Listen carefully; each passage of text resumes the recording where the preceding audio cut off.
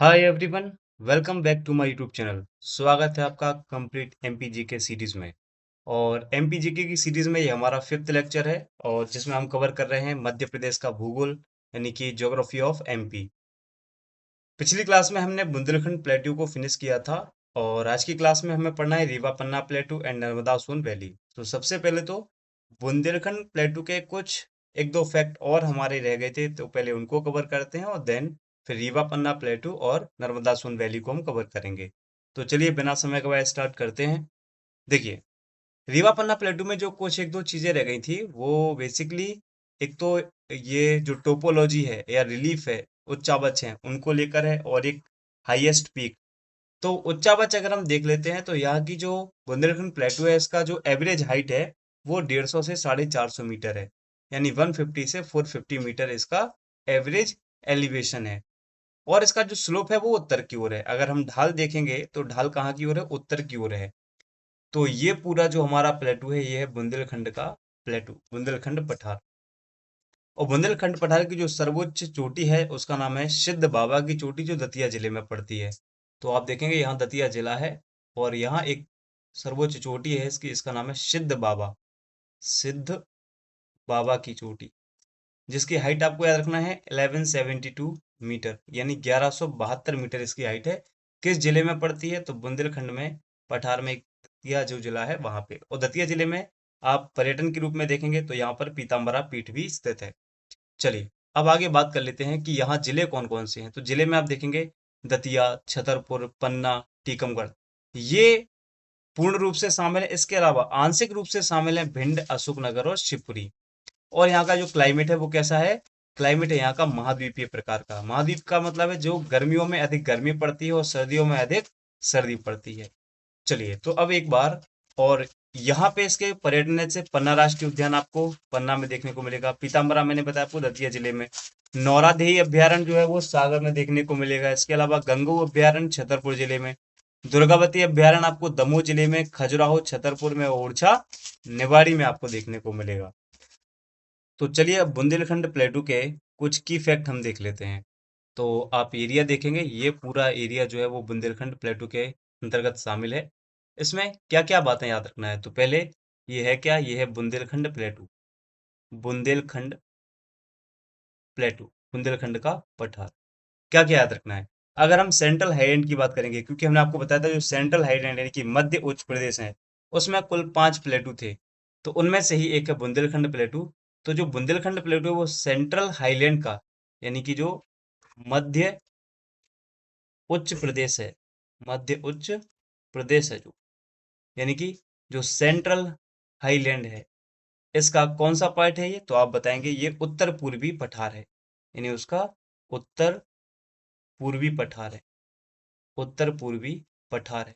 यानी कि हम कह सकते हैं north eastern plateau, north eastern plateau है। So the Bundelkhand plateau is a north eastern plateau of central highland, यानी कि जो मध्य उच्च प्रदेश है जिसमें 5 पठार हैं उनमें उत्तर पूर्व की ओर यानी कि नॉर्थ ईस्ट की ओर जो प्लेटू है वही बुंदेलखंड का पठार है। दूसरा हमने आपको बताया कि ये सेमी ल्यूनार शेप में यानी कि अर्धचंद्राकार शेप में होता है। ये किस शेप में है? तो आपको बताना ये अर्धचंद्राकार शेप में पाया जाता है, सेमी लूनार शेप है इसका। इसके अलावा आर्किन क्रम की चट्टानों से बना है, ये हम डिस्कस कर चुके थे। यहाँ पर केवल वो की इफेक्ट याद रखना है जो एग्जाम में मैक्सिमम चांसेस है पूछे जाने के। इसका आपसे टोटल एरिया पूछा जाएगा तो हम कितना बजाएंगे? 23,737 वर्ग किलोमीटर, वर्ग किलोमीटर, जो टोटल एमपी के एरिया का 7.7% है, यानी 7.7% है ये मध्य प्रदेश के टोटल एरिया का। ठीक, तो हम क्या कह सकते हैं इस प्रकार से कि यह मध्य प्रदेश का सेकंड यानी कि दूसरा सबसे छोटा भाग है, सेकंड सबसे छोटा भाग, यानी मध्य प्रदेश में जितने भी पठार हैं उनमें दूसरा सबसे छोटा पठार अगर कोई है तो वो बुंदेलखंड का प्लेटू है। दूसरा फिर आप इसमें क्लाइमेट याद रखेंगे यहाँ का, यानी कि जो जलवायु है, जलवायु मैंने आपको बताया कैसा है? महाद्वीपीय, महाद्वीपीय यानी कि कैसा है? कॉन्टिनेंटल है, कॉन्टिनेंटल, महाद्वीपीय। महाद्वीप का मतलब क्या है? जहां पर विंटर का सीजन देखोगे तो वहां पे सर्दियां बहुत ज्यादा होंगी। और अगर समर यानी कि गर्मियों की बात करोगे तो गर्मियों में गर्मी भी बहुत ज्यादा रहेगी। सो ये यहाँ के क्लाइमेट की मुख्य विशेषता है कि महाद्वीपीय प्रकार का क्लाइमेट है जहाँ गर्मी भी अधिक पड़ती है और सर्दी भी। और अगर आप सर्दियों का टेम्परेचर देखोगे तो लगभग 10 डिग्री सेल्सियस तक देखने को मिलेगा। और गर्मियों में आप देखोगे तो 40 से 42 डिग्री सेल्सियस तक आपको टेम्परेचर यहाँ का दिखाई देगा। और क्लाइमेट में ही अगर हम यहाँ रेन की बात करते हैं कि रेनफॉल कितना होता है यानी कि बारिश कितनी होती है यहाँ पे, तो रेन आप बताएंगे 75 से 100 सेंटीमीटर के अराउंड रहती है यहाँ पे वर्षा। और यहाँ पे जो वर्षा होती भी है वो किससे होती है, वो होती है बंगाल की खाड़ी की शाखा से। बंगाल की खाड़ी यानी कि जो बे ऑफ बंगाल है, बे ऑफ बंगाल है, उसकी ब्रांच से यहाँ पर रेन होती है। इसके अलावा बुंदेलखंड प्लेटू में आपसे और क्या प्रश्न पूछा सकते हैं, और पूछा सकता है यहाँ पे सॉइल के बारे में, यानी कि यहाँ की मिट्टी कैसी है। तो हम आपको बता चुके हैं, ये केवल मैं आपको एक रिकॉल करा रहा हूँ।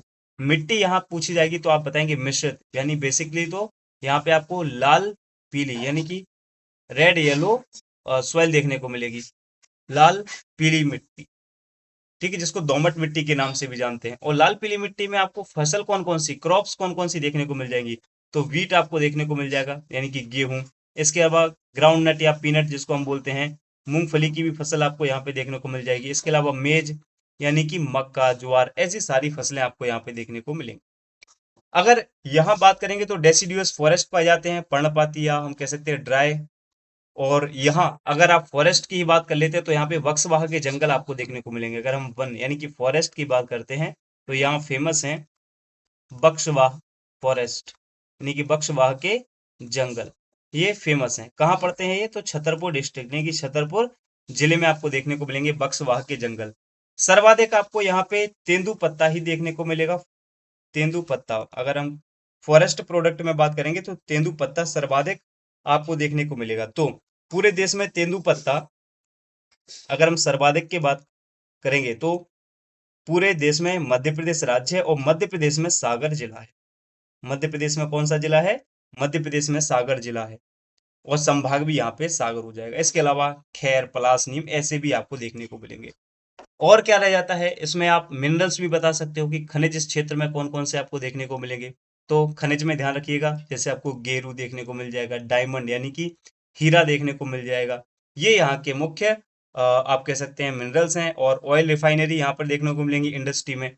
अगर हम उद्योग की बात कर लेते हैं, उद्योग इंडस्ट्री अगर आप देखते हो तो उद्योग में क्या क्या देखने को मिल जाएगा यहाँ पे, तो आप बताएंगे ऑयल रिफाइनरी यहाँ पर देखने को मिलेंगे आपको, ऑयल रिफाइनरी।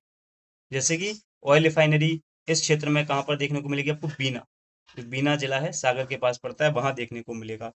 और नदियां की बात करेंगे तो बेतवा, धसान, केन, पहुंच, ये यहाँ पे आपको नदियां देखने को मिलेंगी, ठीक।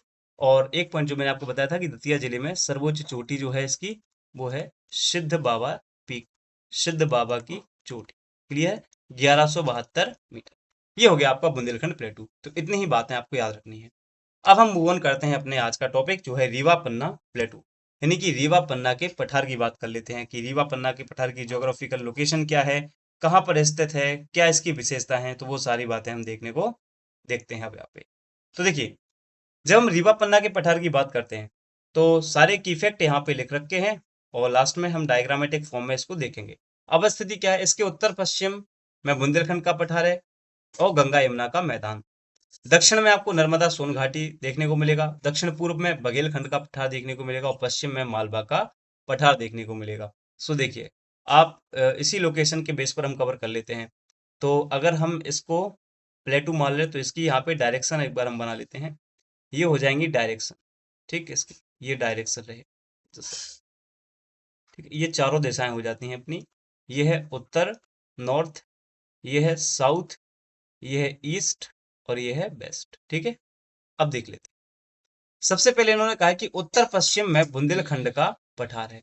तो देखिए, ये है नॉर्थ और ये है वेस्ट। इसमें बुंदेलखंड का पठार, तो नॉर्थ वेस्ट ये रहा, और नॉर्थ वेस्ट में जाहिर सी बात है यहाँ पर क्या है, ये पूरा बुंदेलखंड का पठार। सो एक डायरेक्शन ये हो गया। दूसरा कह रहे हैं गंगा यमुना का मैदान भी, तो गंगा यमुना का मैदान भी इसी क्षेत्र में पड़ता है। अगर दक्षिण में देखेंगे तो नर्मदा सोन घाटी है, तो भाई दक्षिण ये रहा, दक्षिण में ये पूरा जो है वो नर्मदा सोन घाटी ही है। ये नर्मदा सोन वैली, नर्मदा सोन घाटी है। फिर कह रहे हैं कि दक्षिण पूरब में, यानी कि साउथ ईस्ट में, ये रहा दक्षिण पूर्व, इसमें क्या है आप बताएंगे, बघेलखंड का पठार है। और इसके अलावा प्रॉपर वेस्ट की बात करोगे, पश्चिम की बात करोगे, तो यहाँ पर है मालवा प्लेटू, ही रहा मालवा, ये वेस्ट हो गया। तो ये चारों दिशाओं में कौन कौन से क्षेत्र स्थित है, एक तो हो गया ये इसकी ज्योग्राफिकल लोकेशन। तो रीवा पन्ना का पठार जो है वो बुंदेलखंड के पठार के दक्षिण पश्चिम में तथा मालवा के पठार के उत्तर पूर्व में स्थित है। ठीक। निर्माण कोड़प्पा की चट्टानों से, विंध्यांचल समूह और आर्किन चट्टानों से इसका जो है वो जब वेदरिंग और इरोजन हुआ है, यानी कि अपक्षय और अपर्दन हुआ है, उसके फलस्वरूप बना है। और यहाँ पे लाल बलुआ पत्थर और चूना पत्थर आपको बहुत आयत यानी कि अधिकता में आपको देखने को मिलेंगे। सो ये रीवा पन्ना के पठार की लोकेशन हो जाती है। क्षेत्रफल आप देखेंगे तो याद रखिएगा 31,955 स्क्वायर किलोमीटर है इसका। ठीक है, 31,955 स्क्वायर किलोमीटर, जो कुल क्षेत्रफल का 10.36 यानी कि 10.36% है। औसत ऊंचाई 400 से 600 मीटर है। इसके अलावा यहाँ की सर्वोच्च चोटी दमोह के भांडे श्रेणी में आप देखेंगे सिद्ध बाबा की चोटी पड़ती है संग्रामपुर घाटी में, जिसकी ऊंचाई है 752 मीटर, जिसको गुडविल चोटी के नाम से भी जानते हैं। तो वो यहाँ की सर्वोच्च चोटी हो जाएगी इस पठार की। जिले रीवा, सतना, पन्ना, दमोह, इनके अतिरिक्त सागर के कुछ भाग आपको देखने को मिलेंगे। जलवायु ग्रीष्म काल में साधारण गर्म और शीतकाल में अधिक ठंडी, यानी कि हम कह सकते हैं सम जलवायु है, जहां पर गर्मियों में औसत तापमान 40 डिग्री सेल्सियस तक पहुंच जाता है और शीतकाल में 10 से 12 डिग्री सेल्सियस तक। ठीक है, तो ये क्लाइमेट की बारी हुई। अगर हम रेनफॉल की बात करते हैं तो देखिए इसका रेनफॉल, अगर हम रेनफॉल की बात करते हैं, वर्षा की बात करते हैं, तो 100 से 125 सेंटीमीटर होती है। और आप देखेंगे दक्षिण पश्चिम मानसून से होती है, और जो पश्चिम का मानसून है उसकी अरब सागर और बंगाल की खाड़ी दोनों शाखाओं से होती है। इसका मतलब अभी हम समझ लेते हैं, यानी कि दोनों ब्रांचेस, चाहे बंगाल ब्रांच हो और चाहे वो अरेबियन सी हो, किसका, साउथ वेस्ट मानसून का, उन दोनों ही ब्रांचेस से यहाँ पे रेनफॉल होता है वो 100 से 125 सेंटीमीटर। यहाँ की जो रिवर्स है, नदियां हैं, वो है टॉन्स, केन, सेलर, केवटी, सोनार, बीहड़, ये प्रमुख यहाँ की नदियां हैं। वाटरफॉल देखोगे आप तो यहाँ पर सबसे ऊंचा जलप्रपात बहुटी आपको देखने को मिलेगा। इसके अलावा आप देखेंगे चचाई वाटरफॉल भी आपको देखने को मिलेगा। और बीहड़ नदी में के अतिरिक्त यहाँ पर केवटी, पियावन जलप्रपात भी यहाँ पे आपको देखने को मिल जाएंगे। वन में आप देखेंगे तो बांस यानी कि बैम्बो, टीक यानी कि सागौन, तेंदुपत्ता भी आपको देखने को मिलेगा। इसके अलावा शीशम, खैर, महुआ, ये। और सॉइल यहाँ की कैसी है, मिक्सचर, यानी कि ब्लैक एंड एलुवियल सॉइल के आपको यहाँ पे मिक्सचर देखने को मिलेगा। और यहाँ का मुख्य विशेष जो हम कह सकते हैं स्थलाकृति है, वो क्या क्या है, तो चूंकि इस क्षेत्र में विंध्यन कगार पाए जाते हैं, इसलिए इसको ऑल्सो नोन एज विंध्यन स्कार्पलैंड भी कहते हैं, क्योंकि यहाँ पे स्कार्प पाए जाते हैं विंध्यन रेंज के। और इस पठार के उत्तर में कगार पाई जाती है। कगार का मतलब क्या है, स्टीप, स्टीप मतलब एक तीव्र ढाल पाया जाता है। Are found in the north of his plateau. और दूसरा जो जबीरा का गुंबद है, the Jabira dome in Damoh district is situated with the Rewa Panna plateau. तो जो जबीरा का गुंबद है वो दमोह जिले में रीवा पन्ना पठार के अंतर्गत ही शामिल होता है। तो ये यहाँ की कुछ विशेषताएं हैं। तो आइए वो सारी विशेषताओं को एक बार हम देख लेते हैं यहाँ पे। तो अब हम जिस क्षेत्र की बात कर रहे हैं वो ये है पूरा, ये है हमारा रीवा पन्ना प्लेटू। शायद आपको ये क्षेत्र क्लियर दिख रहा होगा, ये पूरा एरिया, ये है हमारा रीवा पन्ना पठार। ठीक, चलिए इसके बारे में अब सारी बातें यहाँ पे हम लिख लेते हैं। तो देखिए सबसे पहले तो अगर हम मध्य प्रदेश की बात करेंगे तो मध्य प्रदेश के आप डायरेक्शन देख पा रहे हो, ये नॉर्थ है, ये ईस्ट है, यानी कि उत्तर पूरब में स्थित है। तो पहला क्या कह सकते हैं, यह मध्य प्रदेश के उत्तर पूरब में स्थित है, उत्तर पूरब में, यानी कि नॉर्थ ईस्ट में सिचुएटेड है।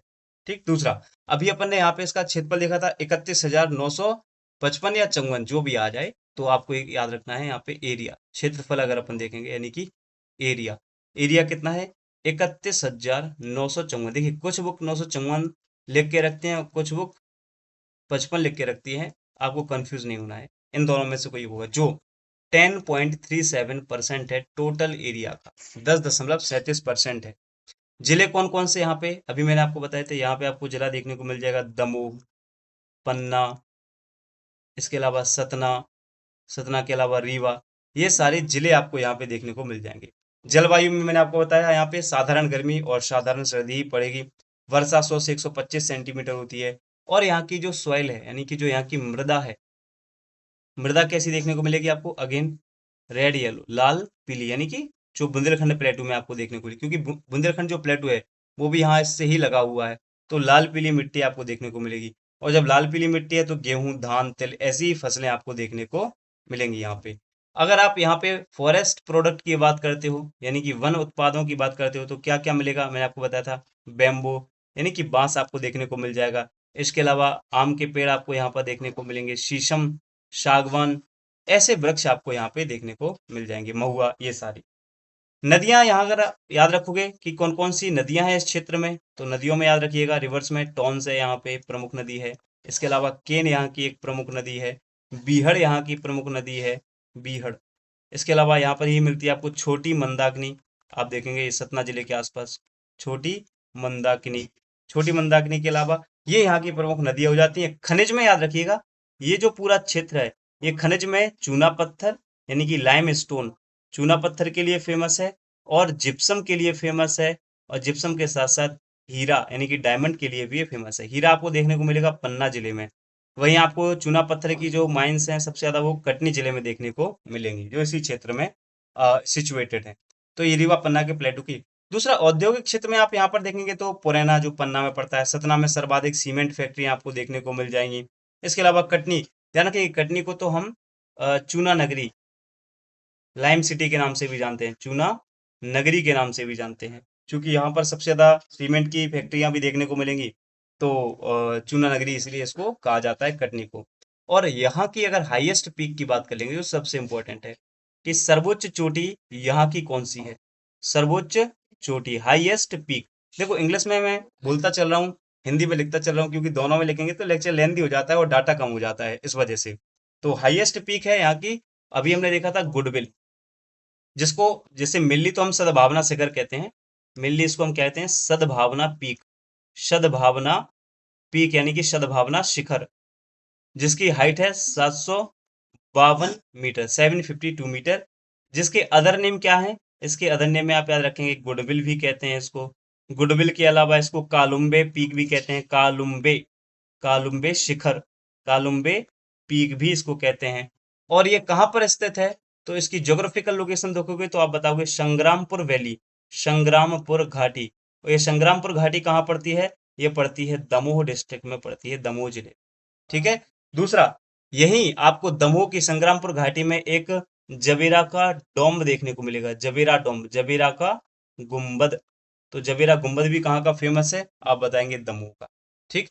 एक बार इसकी हम सीमा देख लेते हैं, जो कि हमने स्टार्टिंग में देखा था कि इसकी जो बाउंड्री है, बॉर्डर है, बॉर्डर की बात कर रहे हैं यहाँ पे हम। तो बॉर्डर में क्या क्या है, तो बॉर्डर में ऊपर हम बता देते हैं आपको कि अगर आप नॉर्थ या नॉर्थ ईस्ट की बात करोगे तो आपको देखने को मिलेगा यहाँ पे या तो गंगा यमुना का मैदान देखने को मिल जाएगा, या आप कह सकते हैं बुंदेलखंड का पठार। दोनों ही लिखे थे अपन ने, बुंदेलखंड प्लेटू आपको देखने को मिल जाएगा। इसके अलावा अगर हम प्रॉपर ईस्ट में बात करते हैं तो आप दो चीजें बता सकते हो ईस्ट में, छोटा नागपुर, छोटा नागपुर पठार देखने को मिलेगा। ठीक है, छोटा नागपुर प्लेटू। इसके अलावा प्रॉपर साउथ में आप देखोगे रीवा पन्ना के पठार के, तो रीवा पन्ना के पठार के साउथ में पड़ जाएगा नर्मदा सोन घाटी, नर्मदा सोन वैली।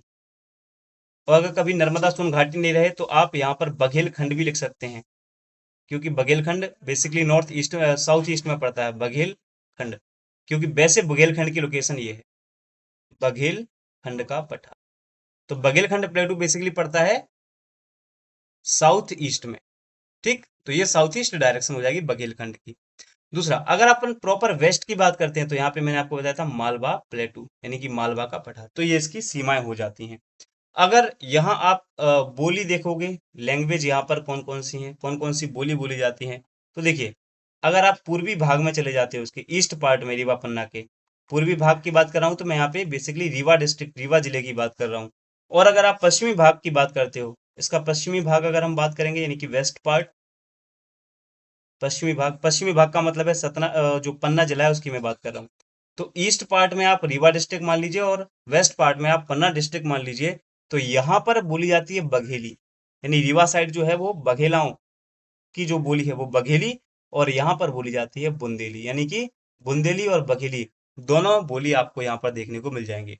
और कल्चरल अगर आप परिदृश्य देखोगे इसका, तो चित्रकूट है, मैयर है, गोविंदगढ़ जो सफेद शेरों के लिए फेमस है वो यहाँ पर मिल जाएगा, भरूच स्तूप यहाँ पर है, रीवा का किला यहाँ पर आपको देखने को मिल जाएगा। तो ये एक की पॉइंट हो गया जो आपको याद रखनी है। बाकी डाटा यहाँ पे इतना कुछ दे के रखा है तो आप ये भी याद रखोगे। चलिए तो देख लेते हैं एक बार आगे। सांस्कृतिक परिदृश्य में यहाँ पे आप देखेंगे क्या क्या हमें देखने को मिल जाएगा। तो जनजातियों में मुख्य रूप से यहाँ पर कोल ट्राइब देखने को मिलेगी। कोल जनजाति मेनली यहाँ पर कौन सी ट्राइब है?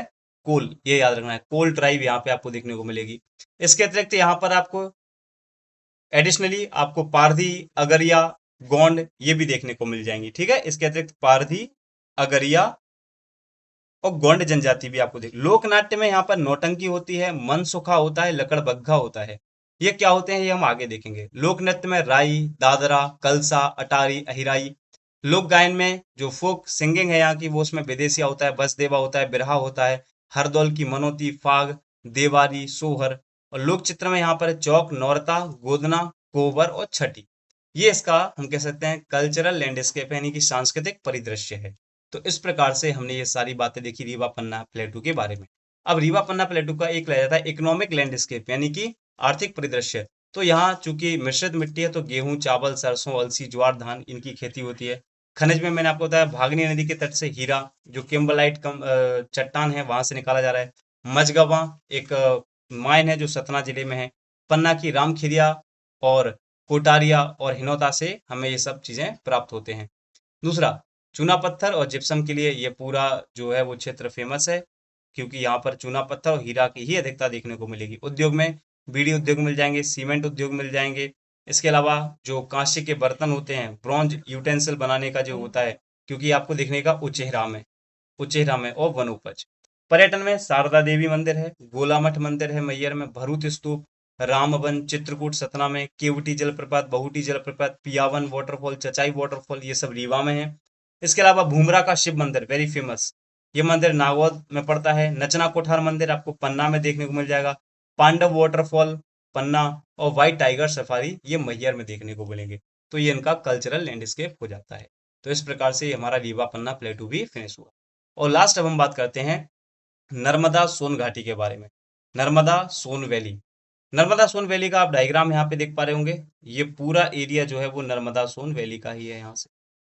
तो आप यहाँ से जब बॉर्डर बनाने की बात आएगी तो बड़ी आसानी से बता सकते हैं कि इसकी सीमाएं किस किस को जो है वो स्पर्श करती हैं।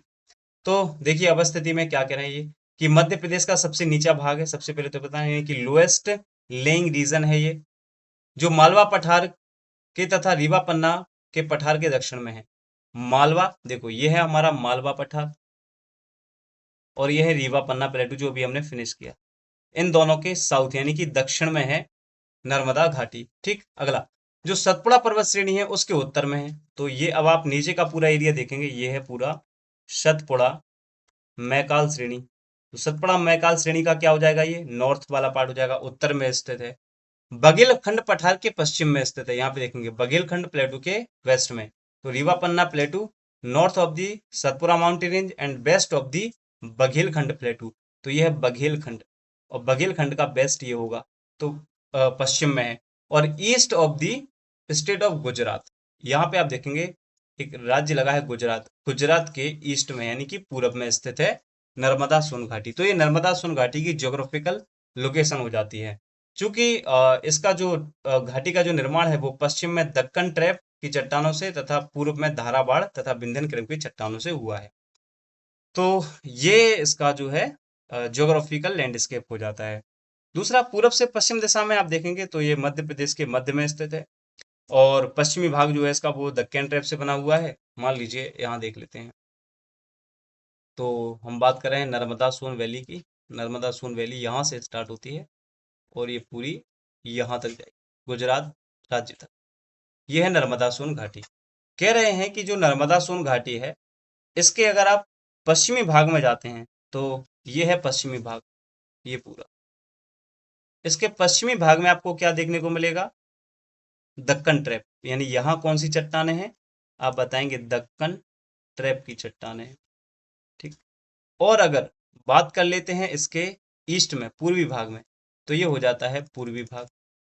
इस पूर्वी भाग में क्या देखने को मिलेगा, तो पूर्वी भाग में आपको देखने को मिलेंगे विंध्यन समूह की कोड़प्पा सेल। क्या, विंध्यन समूह, जो विंध्यन ग्रुप है उसकी कोड़प्पा, कोड़प्पा रॉक्स, कोड़प्पा सेल यानी कि कुड़प्पा चट्टानें आपको देखने को मिलेंगी इस क्षेत्र में। इसका टोटल एरिया कितना हो जाएगा? 86,000 स्क्वायर किलोमीटर, जो टोटल एमपी के लैंड एरिया का 26% है। यानी कि मालवा के बाद यह मध्य प्रदेश का सेकंड यानी कि दूसरा सबसे बड़ा लार्जेस्ट प्लेटू है, सबसे बड़ा पठार है। ठीक है, तो मालवा के बाद तो पहला कौन सा हो जाएगा? फर्स्ट हो जाएगा मालवा। ठीक, ये याद रखना। सेकंड कौन सा हो जाएगा? नर्मदा सोन वैली। नदियां यहाँ पे जितनी भी है वो नर्मदा और उसकी सहायक हैं। और जिले में आप देखेंगे तो इसके बीच में लगभग आपको देखने को मिलेंगे शहडोल, मंडला, डिंडोरी, जबलपुर, नरसिंहपुर, होशंगाबाद, ये सारे जिले आपको देखने को मिलेंगे। तो एक बार देख लेते हैं इसका डिटेल। ये लिखा है, देखिए यहाँ पे हम,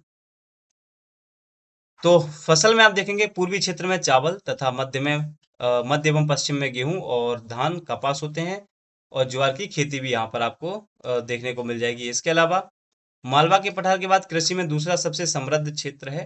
it is the second most prosperous agricultural region after the Malwa plateau. इसके अलावा इस क्षेत्र को मध्य प्रदेश की कृषि अर्थव्यवस्था की रीढ़ कहा जाता है। Consider the backbone of Madhya Pradesh agricultural economy. इसलिए नर्मदा घाटी को मध्य प्रदेश का अन्न भंडार यानी कि अन्न भंडार हम इसको भी कहते हैं। खनिज यहाँ पे आप देखेंगे तो आपको कोल यानी कि कोयला देखने को मिल जाएगा नरसिंहपुर साइड, चूना पत्थर और संगमरमर जबलपुर में, चीनी मिट्टी जबलपुर में, मैग्नीज, फायर क्ले, टंगस्टन ये अगरगांव नर्मदापुरम में, और जिप्सम ये सब यहाँ पे देखने को मिलेंगे। तो हम कह सकते हैं उद्योग में यहाँ पे संगमरमर, ऑर्डिनेंस फैक्ट्री है, रेडीमेड क्लस्टर है, बीडी उद्योग है, सिक्योरिटी पेपर मिल जो नर्मदापुरम में स्थित है, प्लाईवुड बनाने के कारखाने जो इटारसी में है, शहद उद्योग, डेयरी उद्योग, ये उद्योग की दृष्टि से भी ठीक ठाक अपनी पोजीशन रखता है।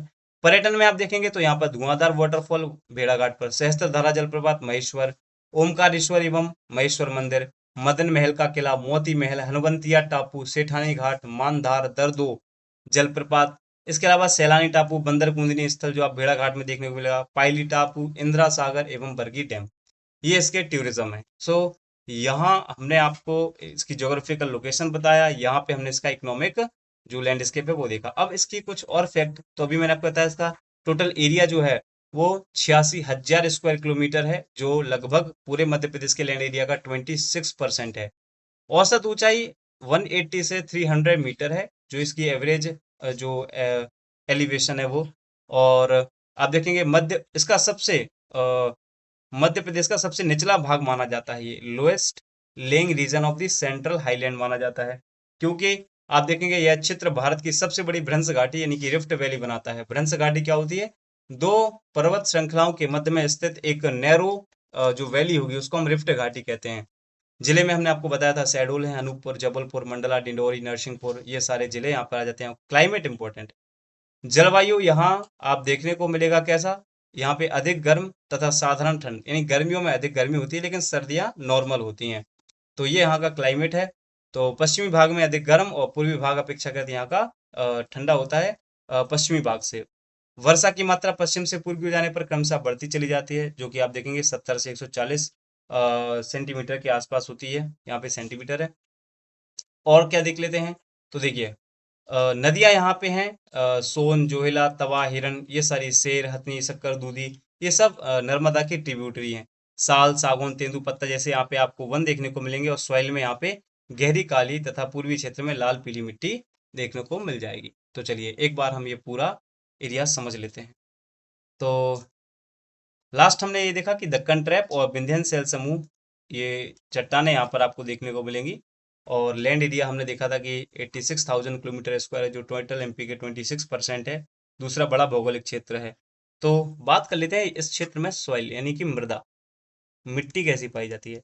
तो मान लीजिए ये नर्मदा सोन वैली है। नर्मदा सोन वैली के हमको ना 3 पार्ट्स बनाने हैं। तो मान लीजिए एक पार्ट अपन ने ये बना लिया और एक पार्ट, ऐसे 3 भागों में हमने नर्मदा सोन वैली को डिस्ट्रीब्यूट कर दिया। सबसे पहले आप देखेंगे ये हो जाएगा ईस्ट पार्ट, सबसे पूर्वी भाग, यानी कि ये कैसा भाग है? पूर्वी भाग। फिर आप देखेंगे तो ये हो गया आपका मिडिल पार्ट, यानी कि मध्य भाग हो जाएगा, ये मिडिल पार्ट। और ये हो जाएगा सबसे वेस्ट यानी कि पश्चिमी भाग, ये कैसा आ जाएगा? पश्चिमी भाग। यहाँ पर कैसी कैसी मिट्टी आपको देखने को मिलेंगी, तो देखिए पश्चिमी भाग की अगर बात करोगे तो यहाँ पे आपको हल्की काली, हल्की काली मृदा देखने को मिलेगी। वहीं आप देखोगे तो यहाँ पे डीप ब्लैक सॉइल देखने को मिलेगी मध्य में कैसी गहरी काली। और वहीं आप पूर्वी भाग में देखेंगे तो यहाँ पे आपको लाल पीली मिट्टी देखने को मिलेगी। तो ये इस क्षेत्र के सॉइल के बारे में जानकारी है। क्योंकि मृदा पर ही डिपेंड होता है क्रॉप यानी कि फसल, तो फसल कौन कौन सी होगी, तो फसल के लिए भी देख लेते हैं।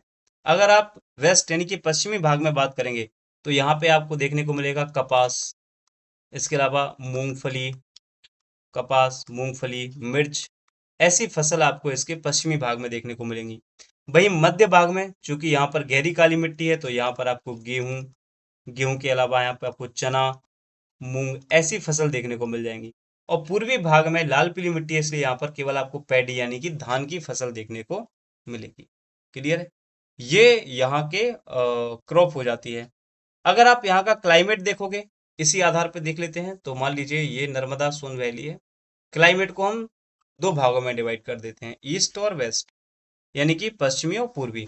अगर हम ईस्ट पार्ट की बात कर लेते हैं, पूर्वी भाग की, तो ईस्ट पार्ट में कैसा क्लाइमेट है, तो पूर्वी भाग में आप देखेंगे नॉर्मल, नॉर्मल यानी कि साधारण समर, नॉर्मल गर्मी पड़ेगी, बट जो विंटर होगा वो थोड़ा तीव्र होगा, यानी कि जो सर्दी होंगी वो अधिक पड़ेंगी। यहाँ पे विंटर कैसा होगा, विंटर इसमें हाई होगा या हार्ड हो सकता है। इसके अलावा अगर पश्चिमी भाग में देखेंगे तो यहाँ पे गर्मी अधिक पड़ती है, अधिक गर्मी, यानी कि जो समर होगा वो हार्ड होगा, अधिक गर्मी। और सर्दी जो होगी यहाँ की, जो विंटर होंगे वो साधारण होंगे। सर्दी कैसी हो जाती है यहाँ पे, साधारण, नॉर्मल।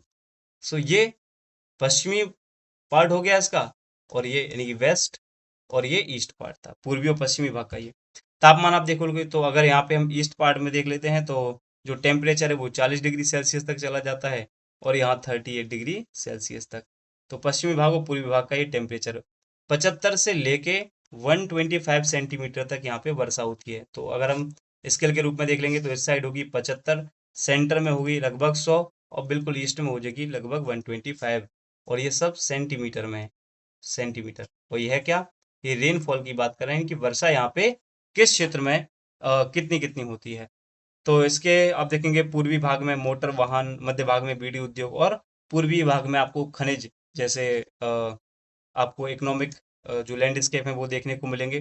पर्यटन में यहाँ पर अमरकंटक फेमस है, ओमकारेश्वर, धुआंधार, कपिलधारा, वो सारी चीजें हम देख ही चुके हैं। बाकी लोकेशन आपने देखा ही था कि जो इसकी ज्योग्राफिकल लोकेशन है वो किस टाइप से है, कि इसके उत्तर में आपको देखने को मिलेगा मालवा, मालवा के साथ साथ अगर कहोगे तो रीवा पन्ना प्लेटू भी देखने को मिल जाएगा। इधर आपको देखने को मिलेगा बघेलखंड प्लेटू यानी कि ईस्ट में, पूरब। और साउथ में आप देखेंगे तो सतपुड़ा मैकाल रेंज है, सतपुड़ा पर्वत श्रेणी है। और अगर ईस्ट में देखेंगे तो हमने आपको बताया था यहाँ पे गुजरात आपको देखने को मिलेगा। ठीक है, तो इस प्रकार से हम कह सकते हैं कि ये जो नर्मदा सोन घाटी है उसकी ये ज्योग्राफिकल लोकेशन है। तो इस प्रकार से नर्मदा सोन घाटी और रीवा पन्ना प्लेटू, ये दोनों पठार हमारे आज की क्लास में फिनिश होते हैं। अब देखिए रिमेनिंग जो चीजें हमारी बची हुई हैं वो क्या है। नेक्स्ट क्लास में हमको अब जो सारे प्लेटू थे यानी कि 7 पठार थे, उनमें से बचा क्या है। एक तो बचा है ये वाला हिस्सा जिसको हम बोलते हैं बघेलखंड का पठार, बघेलखंड प्लेटू। और दूसरा आप देखेंगे ये पूरा एरिया यहाँ से, ये है सतपुड़ा मैकाल रेंज, सतपुड़ा मैकाल श्रेणी। तो बाकी ये पूरा हिस्सा हमारा कवर हो चुका है ऊपर का, जिसमें यहाँ हमने बुंदेलखंड प्लेटू देखा, यहाँ पे हमने मध्य भारत का पठार, मालवा का पठार, रीवा पन्ना का पठार और नर्मदा सोन घाटी, इन सबको हम फिनिश कर चुके हैं। और अब हमारे केवल 2 ही प्लेटू बचे हैं, सतपुड़ा मैकाल श्रेणी और बघेलखंड प्लेटू। सो नेक्स्ट क्लास में हम सतपुड़ा और मैकाल श्रेणी और बघेलखंड को फिनिश करेंगे। तो इस प्रकार से जो हम कह सकते हैं मध्य प्रदेश का जो भौगोलिक विभाजन है यानी कि जो जोग्राफिकल डिवीजन है वो हमारा फिनिश हो जाएगा। आई होप ये लेक्चर आपको पसंद आया होगा। इसमें एक चीज और देख लेंगे, कल्चरल अगर हम देख लेते हैं कि इस क्षेत्र में सांस्कृतिक परिदृश्य कैसा है, कल्चरल लैंडस्केप कैसा है, तो जनजाति यहाँ पर गौंड, भील और भिलाला जनजाति आपको देखने को मिलेगी, ट्राइब। लोक नृत्य में भाई सुआ, सेला, कर्मा, भगोरिया, ऐसे आपको लोक नृत्य, और लोक गायन में देखेंगे तो फाग, रेलोगी, तो सिंगाजी के भजन। सो आई होप ये लेक्चर आपको पसंद आया हो। अगर वीडियो पसंद आई हो तो वीडियो को लाइक करें, कमेंट करें, ज़्यादा से ज़्यादा अपने दोस्तों के साथ इन वीडियोस को शेयर करें। इसका पीडीएफ आपको हमारे टेलीग्राम चैनल पर मिलेगा जिसका लिंक डिस्क्रिप्शन बॉक्स में दिया हुआ है, तो वहां जाकर आप हमारे टेलीग्राम चैनल को ज्वाइन कर सकते हैं। मिलते हैं नेक्स्ट वीडियो में, तब तक ध्यान रखें। धन्यवाद।